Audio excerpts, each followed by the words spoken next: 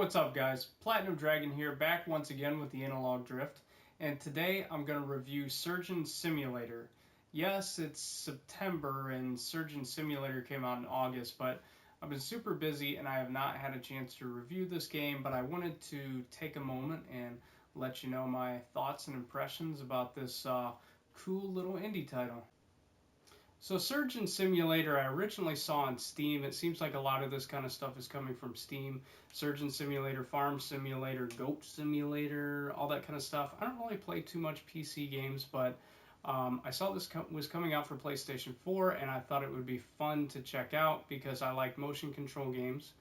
And the visual style of it's kind of neat because it being a game where you're cutting a person apart to perform surgery, it's really not all that gruesome. I mean, yeah, it's kind of gruesome, kind of gory, but it's cartoony, which I think is a good thing. I think if they went ultra realistic with this, it would be kind of weird. So what you need to do in the game is you actually have to try to perform a surgery on a patient, and you start off with a bunch of tools and crap all over the place in a victim of sorts laid out on the table there. So you have to use your imagination, or maybe you have some kind of doctor skill or something like that, but you have to try to perform a surgery on this person without bleeding them out to death or killing them with a saw or something like that. But it's kind of strange because if you were to actually do this to a person, the way you need to perform the heart transplant, the first one that you start out with, you actually have to cut through their rib cage in a manner where if you were to try to put them back together again, that rib cage would never be functional again.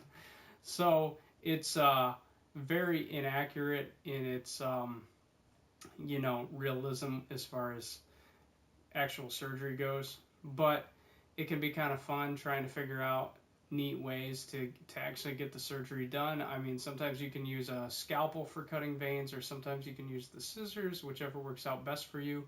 You can use the saw to get through the rib cage. You can use a hammer, a drill, kind of whatever floats your boat.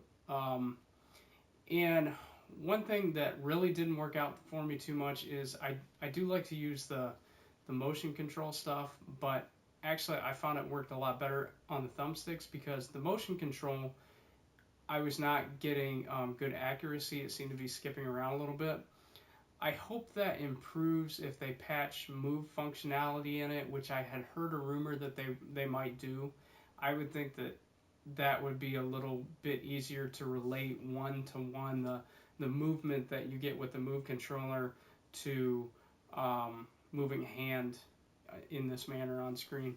So I had some fun with it, but the controls are kind of frustrating, and you can kind of get worn out, burn out on trying to perform surgeries. I mean, there's not much more to it than that. And I think the game is like $15 on PSN.